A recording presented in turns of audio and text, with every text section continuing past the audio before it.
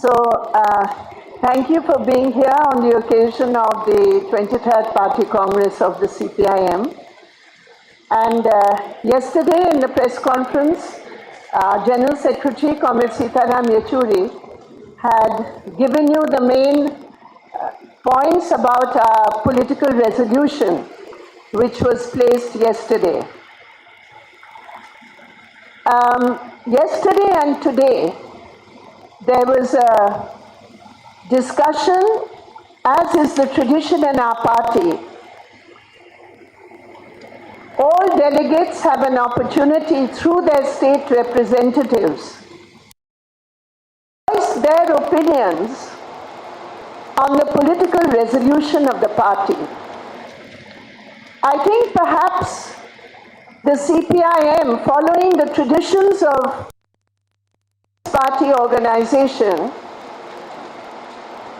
has the most democratic procedure of coming to a conclusion about our assessment of the political situation and the political line, the tasks, the priorities that the party adopts for the coming 3 years. As you all know, the party congress in our constitution is the highest body in the party which decides the political line.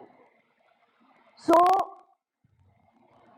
in the discussions on the political resolution, I think it was 48 delegates representing the states of India who spoke on the resolution. It was a very enriching discussion, and I think, yesterday you were told that there were some 4,001 amendments which had come in the pre-Congress period. And here, during the party Congress, the delegates also have the right to move amendments. And a total of 390 amendments and 12 suggestions of how to strengthen the report further were made today. So the discussion on the political resolution has concluded. Now we will meet in the steering committee. We will discuss the various points which have come up. These will be summed up by the General Secretary in the afternoon session, and hope that with the kind of strong determination and resolve to meet the current challenges that were expressed by the delegates today, we are confident that with the adoption of the political resolution, the CPI M will move forward, onwards, with greater strength and a strong unity on the line that we have to adopt in the coming days. In today's discussion, there were also several women delegates who participated in the discussion. There were several delegates who raised very important matters concerning social oppression under the Hindutva regime. So there were three aspects which were highlighted in on the basis of the political resolution. One, the main danger of the BJP and the RSS to the very constitutional framework of what we understand that India is today, on the basis of our freedom struggle, on the basis of the sacrifices of the people of India. That today is under threat. So that was a very major aspect of the discussions today, in which many delegates gave experiences of their own states as to how the BJP RSS is subverting democracy, secularism, various aspects of social exploitation, and of course the huge attack on the minorities of India. So this was one area of discussion. The other aspects which were taken up by our delegates, strengthening the political resolution, was the huge struggles which have been fought in the last 3 years, primarily Kisan movement, the workers' movement, the huge struggles of student and youth, of women, of socially oppressed sections, and the importance which was enunciated in our political resolution, the way to fight the BJP and the RSS, the resolve to fight the BJP and the RSS, requires a combination of multiple forums and the thrust being the fight against the neoliberal policies and the fight against the Hindutva corporate regime. So it was, as I have said, it was a very enriching discussion, and we hope that after this party congress, we will go forward with even more energy and a renewed vigor to take on these challenges.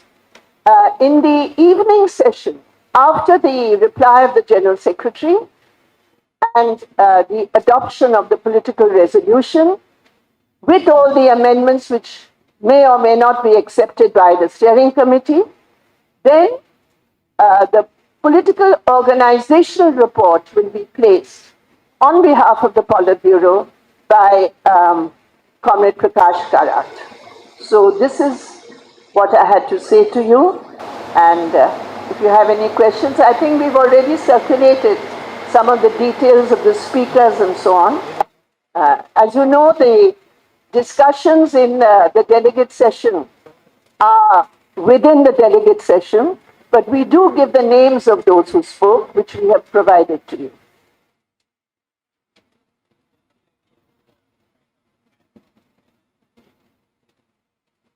The amendments are basically to strengthen the political resolution with very many more details.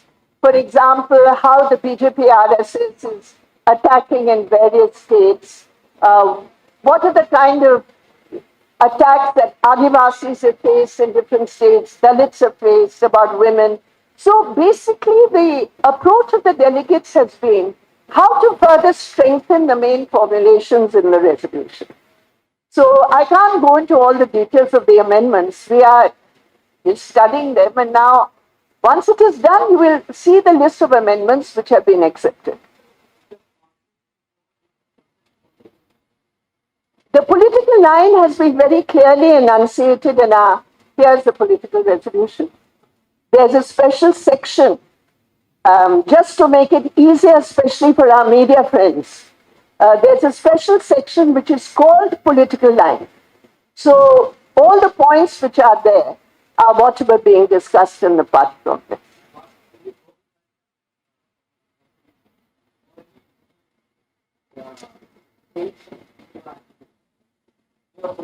No, once the political resolution is adopted, we go with that understanding in line. No, do you have any confusion about that? You think we have a political resolution with a political line and then there's something else? No, there's nothing like that in our party. There is a confusion regarding cooperating with Congress. What will be the party's approach towards Congress? May I ask you? Will there be any change in party's attitude towards Congress? I don't know where the confusion is. Maybe, I don't know whether the confusion is with you or with our other friends here. As far as the party is concerned, we are very clear about our political line. Our main focus is against the BJP and the RSS. Our main focus, and it must be, not just for the CPI M, but every patriotic citizen in India, the prime task is to isolate and defeat this toxic force which wants to destroy the social fabric of our country. So that is the primary aim. For that, we have given a program, various issues, and all those who are willing to come with us on those issues, whether they belong to a political party, whether they belong to a social movement, whether they belong to NGOs, whether they are public intellectuals, whether they are students on campuses, we extend our cooperation to all those forces who want to fight this grave danger to India. That struggle to defeat BJP, will the party join hands with Congress? That's my question. Now, I'm afraid what I have answered, I think, is clear enough. You want to reduce it to the electoral tactics of the party. As far as the electoral tactics of the party are concerned, there is one sentence, point number 10 in the political resolution, which I would request you to read. Our understanding is that the most important aspect is to maximize the votes against the BJP at the time of elections. Now, how that plays out in the different states, because as we all know in India, the configuration of political forces is quite different from state to state, but the major aim is to maximize the votes against the BJP, and at the time of elections, we will decide according to that understanding.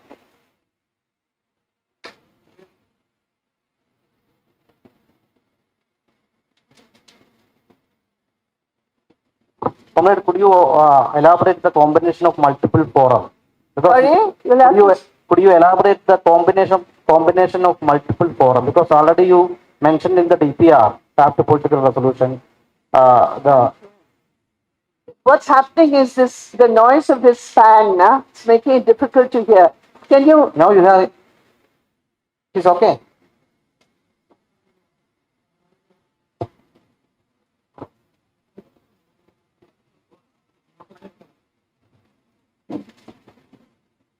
Thank you. Yeah. Sorry.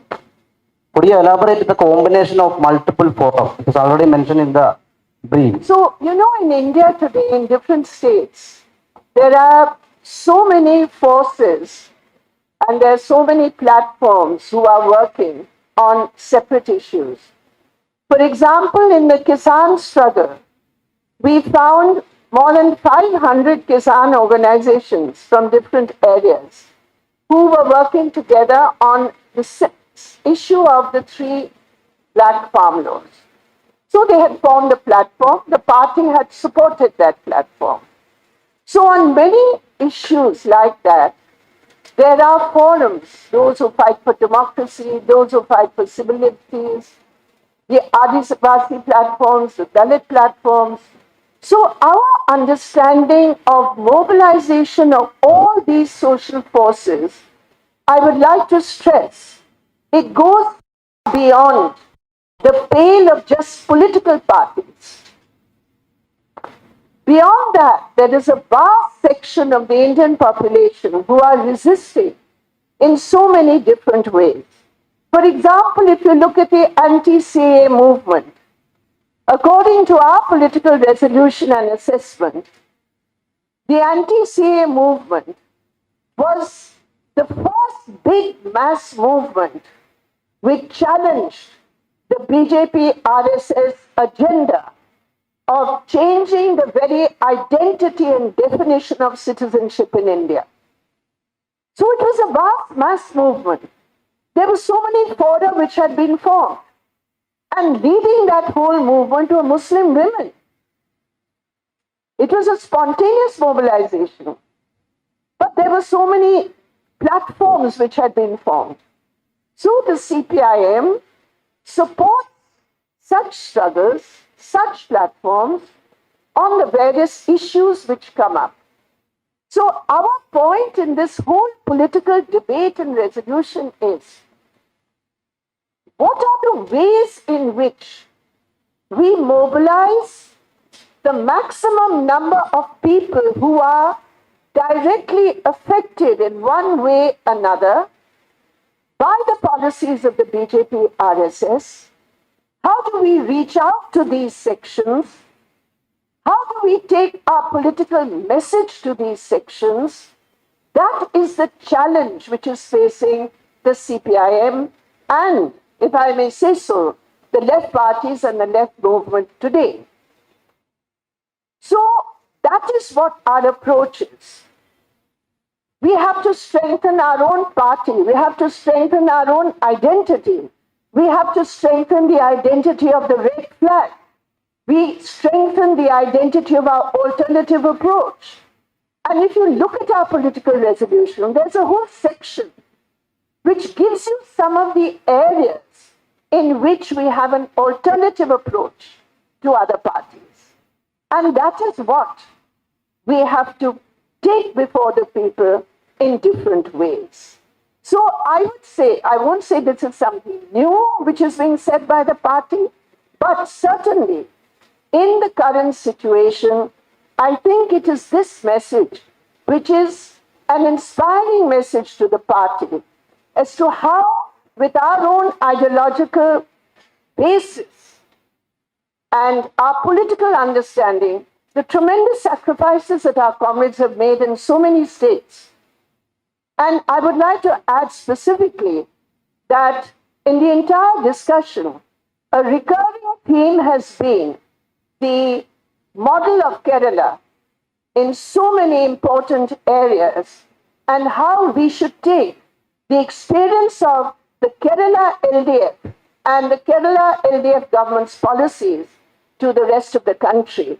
And this is a very important aspect which will further strengthen the identity of the CPI M and the red flag. But comrade, what is the reason for the... Can we ask somebody else Just one question, comrade. What is the reason for the disastrous setback in the Indian politics? Is there any kind of... certainly we cannot get away from the setbacks that we have faced, but that is not part of the political resolution. That is discussed in detail in the political organization report, which will be placed before the delegates today. There will be a discussion on it, and I'm sure once we reach certain conclusions about this, we will come to you. Madam Brinda,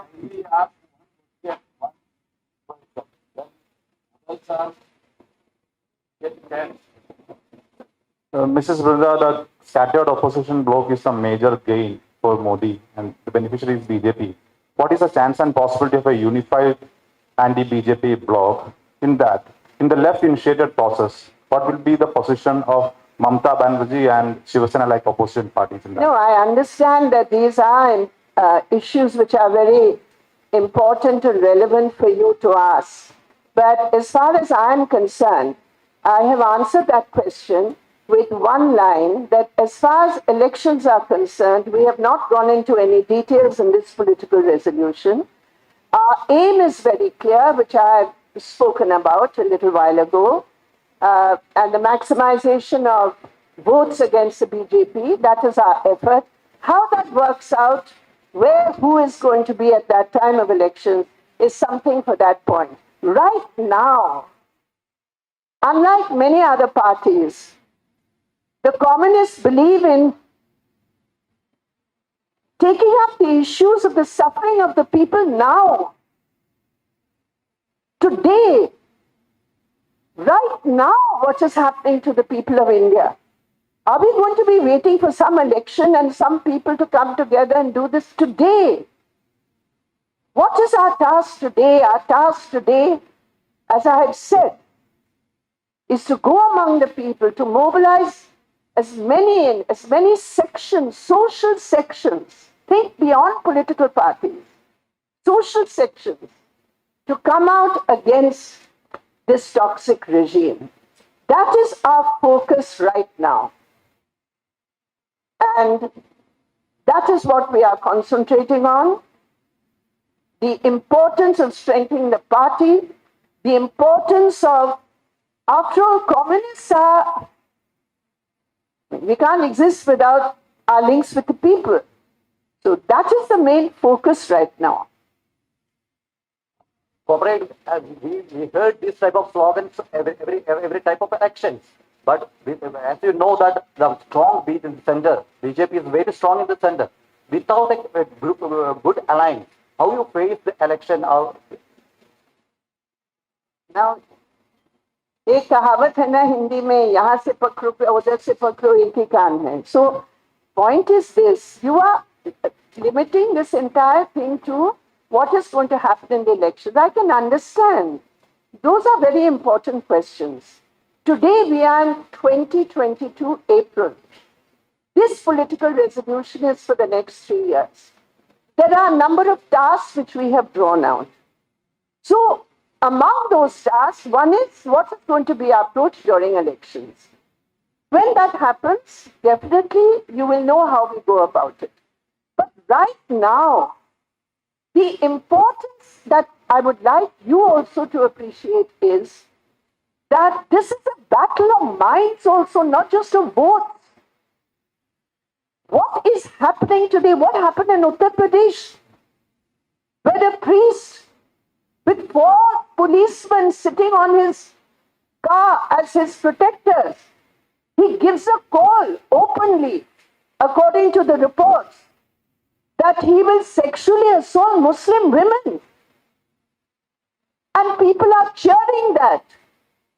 Can we tolerate such a thing happening in India? That is what we are concerned about. Who will come out to fight that? Yes, we will be there. The red flag will be there.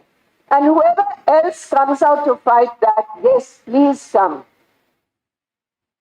We are prepared on all these issues. Whoever comes, political or NGO or social movement, that is our approach. And that is a basic issue. Comrade. Hello, comrade. Huh? Batao? Hello. Oh, sorry. He was speaking. BJP has been adopting a policy of anti-democratic, ignoring people's protests in the crucial issues and democratic sentiment. So what do you think that how CPM could organize protests which alter the policies of or resist the policies of BJP government? I think that's a very relevant question. And that is one of the issues which is being discussed very seriously as part of the political resolution. And I think it will be taken even further when we discuss the organizational issues and gaps which may be there. So there are various areas where right now in the last, since 2019, in spite of COVID, there have been so many struggles which have taken place, and we have seen the impact of those struggles also in forcing the BJP to reverse some of its policies. But it is no doubt on the offensive, and that offensive can only be met by a counter mobilization on people's issues, on issues of secularism, because we cannot compromise on any of these things. That is a very critical area of our work. So how far we succeed in this attempt of reaching out to new sections of people, I think that is a very big challenge before us. But I think the entire party congress and the body of delegates, they are resolved that the importance of strengthening our party base, our politics, our identity, our alternative vision for India, that is a very important aspect. Comrade, you highlighted the fact that the participation of women delegates in the discussions, and you also mentioned that we spoke about the kind of oppression women face in this country. You know, in that context, and you being one of the stalwarts of the women's movement in this country, what is your position on gender justice when it comes to places of worship? Gender justice? When it comes to places of worship. As far as places of worship and gender justice is concerned, I think it is very important. Already we have seen what happened in the Sabrimala case. We have seen what happened in the case of so many of the masjids. I think our party's position on this has been very clear, that this is something which has to be resolved through discussion and debate. The Supreme Court came to a conclusion, and it had said that as far as the Sabrimala issue is concerned, the right of women to go into the temple, the Supreme Court upheld that right, and the Kerala government made it very clear that in that case we were upholding what the Supreme Court had said and implemented it. It was not the CPI M which had gone to the court. So on such issues where there are different types of sentiment which are involved, it is very, very important to discuss these issues so that the rights of women, the legitimate rights of women, worshippers, women believers, I'm not talking about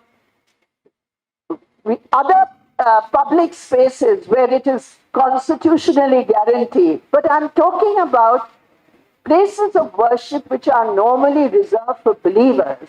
So I think already what the Kerala government had said at the time, that we would like a dialogue, we would like a debate, because the constitutional position is very clear and no places are outside the pale of gender justice and gender equality. But I would also like to add that these are not issues which have been discussed in the political resolution, and they have not either been raised in the discussion by any delegate. So what you have asked is actually outside the pale of the discussion of the political resolution. But since, Jomi, you are an old friend and you know what the political understanding of the party has been, I answered your question. No, see, I'm happy that you mentioned Sabrimala. The point is that the party, and in the CC review of the election also, you clarified that Sabrimala cost you, losing votes. The party lost votes on that.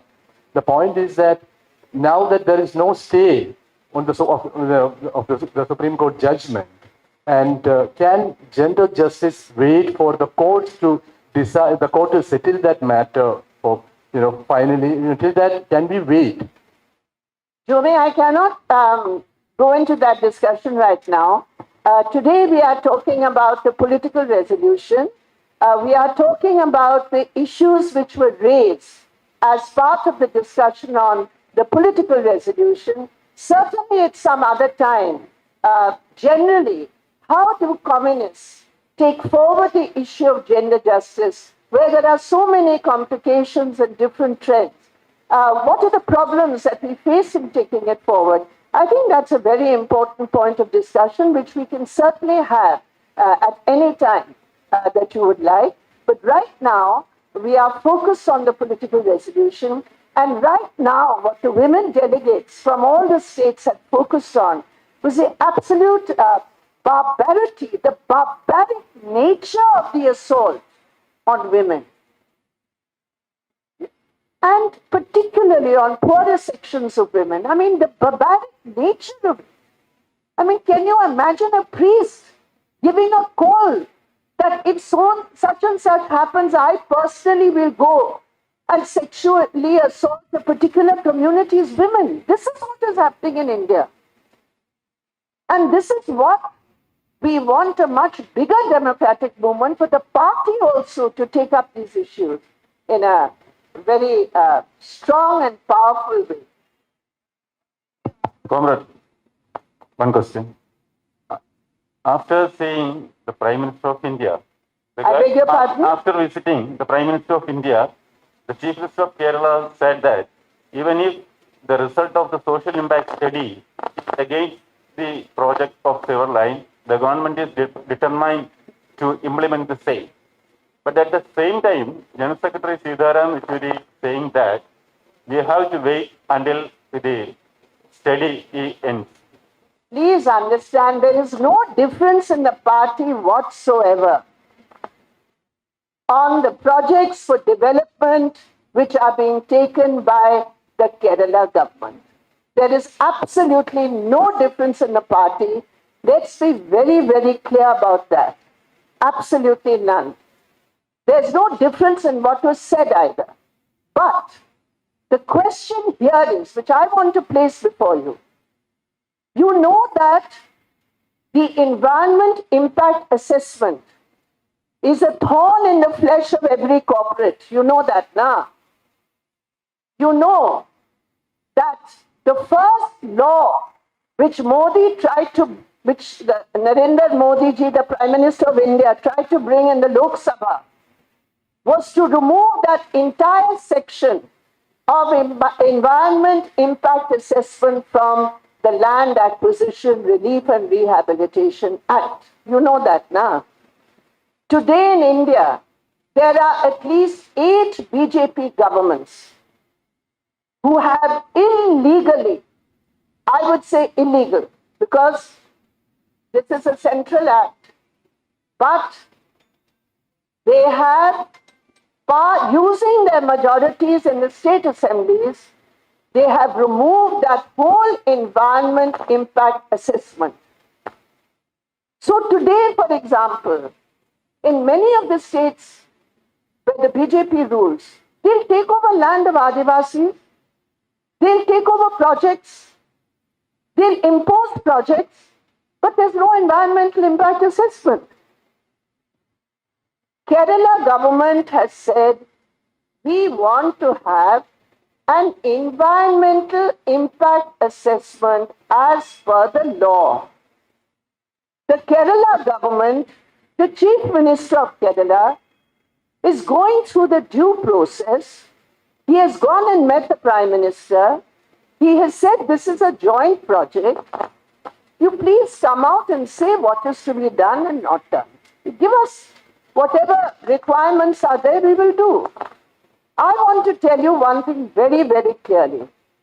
As far as the people's interests are concerned, the Kerala government has made it clear in the Navam Kerala document that all the issues which are being raised by people, the legitimate concerns of people in Kerala will 100% be addressed.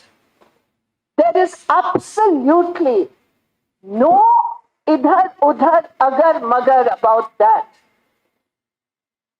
If you kindly read from a Thomas Isaac's piece which is there on the website of the Central CPI M, when all these arguments are given, which I will not go into now, but all the arguments are given, you kindly see those arguments. And a very important paragraph in that is, we are committed to address the concerns of the people. Please, don't fall into someone else's political framework and trap. Don't do that. Don't do Since that. you mentioned environment impact assessment, I remember the letter you yourself wrote to the Environment Minister in 2020 regarding the amendments, and you highlighted one or two, I think, apart from the mining issue, you talked about the way consultants are appointed, by the project proponents, number one. And number two, and you underlined the importance of public hearing when it comes to projects and the way when the report is prepared. Will the party make sure that, the kind of concerns you have highlighted and the party's position on environment assessment will be followed? Yomi, there is no difference in anything. Whatever the law is, we have not done away with EIA.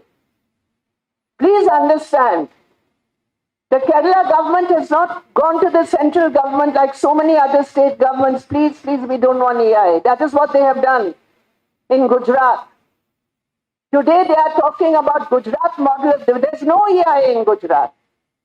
Nothing is there. Now when Adivasis mobilize, because they know they are wrong, they know what they are doing is not for Adivasis, it's for corporates. They have a guilty mind. So they have stepped back, they've run away. That is not the case here. The case here is a genuine concern of how to build a qualitatively higher level of quality of life of Keralites. Now, I say there can be so many differences on so many things. But if you start from the aspect that everything you're doing is wrong, and everything that he is doing in Gujarat or Chhattisgarh or Rajasthan is right, well, I'm afraid we have to say this is very, it's not in the interest of Kerala. But the point that was raised, please let me assure you, as far as this is concerned, the LDF government of Kerala is committed to protect the interests of people.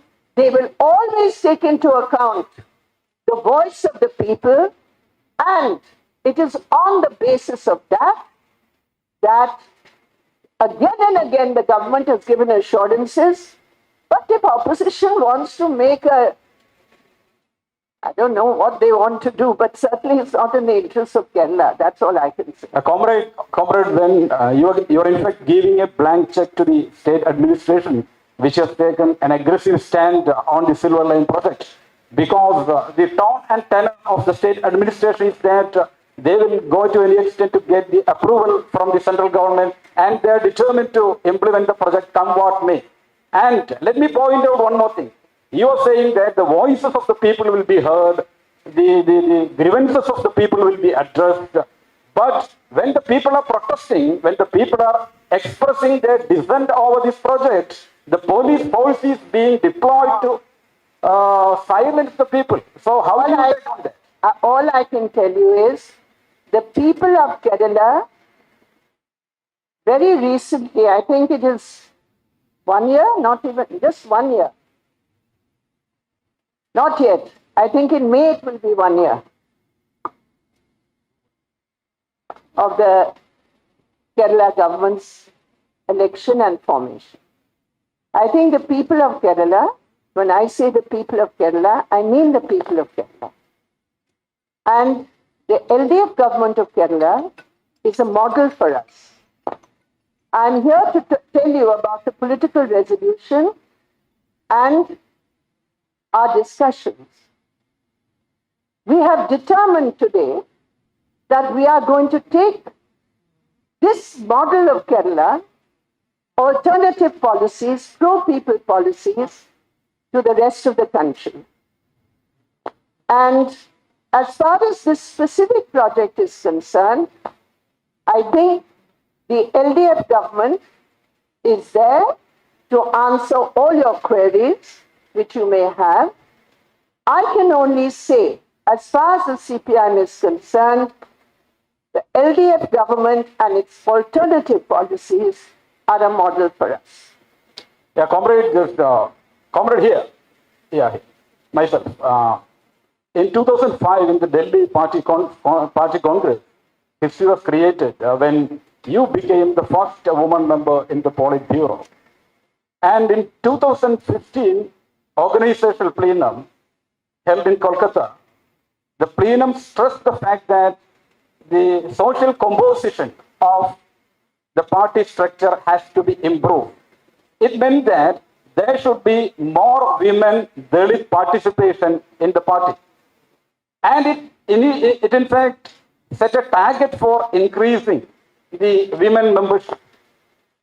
So can we expect, just like in 2005, which was historical, when CPI M got the first woman politburo member, so can we expect that this 2022 Kannur political party congress will be historical by electing the first woman general secretary for CPI M? I think this is a highly irrelevant question. We are discussing the political resolution.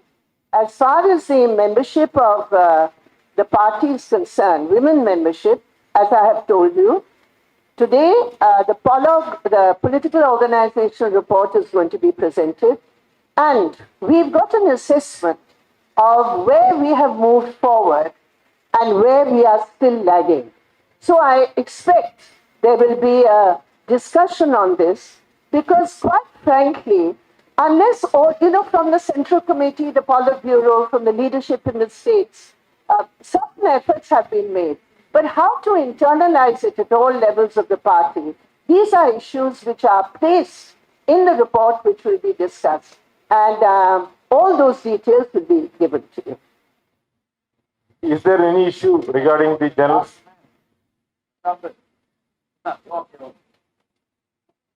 Comrade, normally in CPM, 3 terms are given for the secretary, given from the general secretary to other secretary. So, is there any discussion in the party to change the general secretary this time?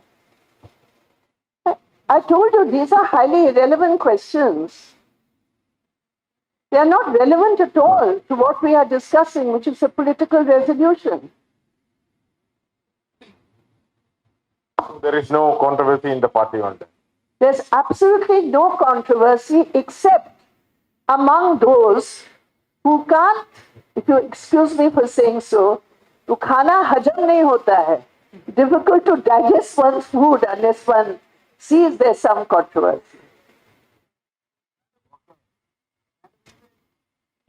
Now, if you are going to have some serious political questions you want me to answer, I'm happy to answer. But irrelevant issues. No, no, issues. madam, really sorry to say, comrade, really sorry to say that you are brushing aside some serious questions on gender justice, on delivering social justice. You are brushing aside all these questions are irrelevant. How the questions on women and girls become irrelevant for the party? This is again a very strange way of putting things. I've spent quite a part of this press conference in telling you what an awful situation it is for women in India today. I have told you some of the important discussions which have been there and the areas of concern. And I have said how important it is for the CPI M itself from its platform to take up these issues. In fact, I had specifically mentioned in my introduction the issues of Adivasis, of Dalits, of attacks on minority rights, and of course on the issues of women. I was responding to a question which concerned an organizational measure which is not part of this press conference, which is discussing the political resolution, not the political organizational report, and therefore those questions are entirely irrelevant and not serious to the discussions right now. Madam Brinda, day before yesterday, Mr. Sitaram Yechuri, in his inaugural speech, praised China a lot regarding Chinese initiatives to isolate the imperialist positions. About Chinese? About the Chinese initiative to isolate imperialist positions. Regarding the border tensions and the cross-border attacks, consequently the reports coming from the north and from the northeast, what is Communist Party of India Marxist position regarding the border tension, especially from the Chinese side? We have already said that on this question, the position taken by the government of India and Parliament, that they are in talks with China and they want to resolve these talks through dialogue. In Parliament and outside Parliament, we have expressed our support to the government stand.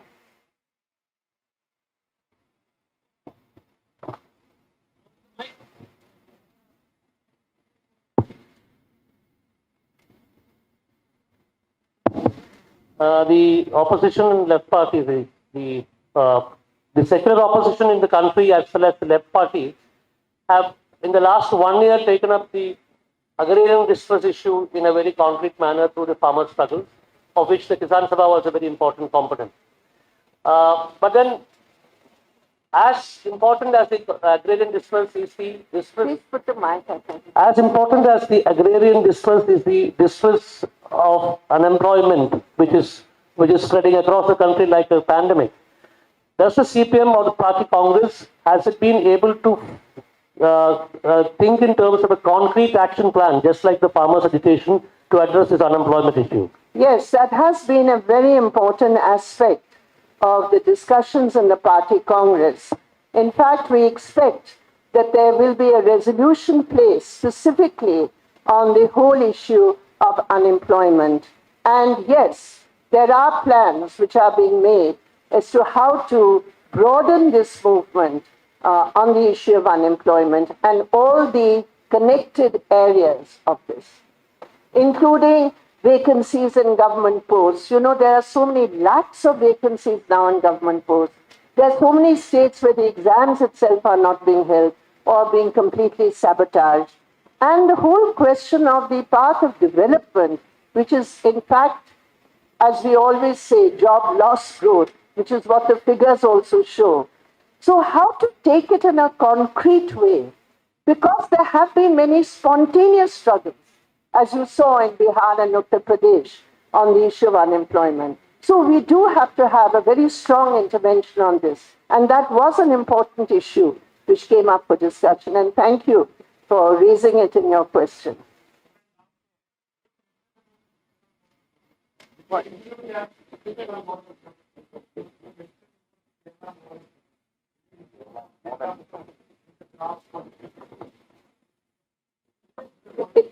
Sorry? No, it's already there. If you kindly look at the Prashantji, you get so many documents, you have not got the document of political resolution. What is this? You please look. You said you are taking the Kerala model at the national level. Yeah. Proper, yeah. Are you specifically mentioning that in the draft? It's already there. Yes, you are mentioning that, but will you take that? It is already there in our document. There's a whole section on the importance of Kerala's alternative vision and policy in spite of all the difficulties which they are facing in terms of centralization of resources by Modi government. So yes, that is part of our campaign, certainly. But it will, okay, will it now be a part I have of to go because we got time. Okay, but will you include that as a part of the political tactical line, Kerala model, when you form a national? Sorry?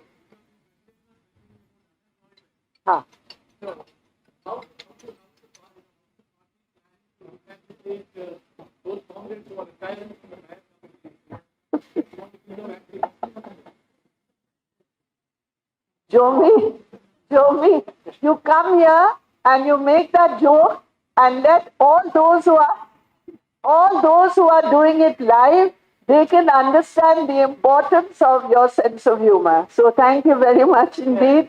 Thanks to all.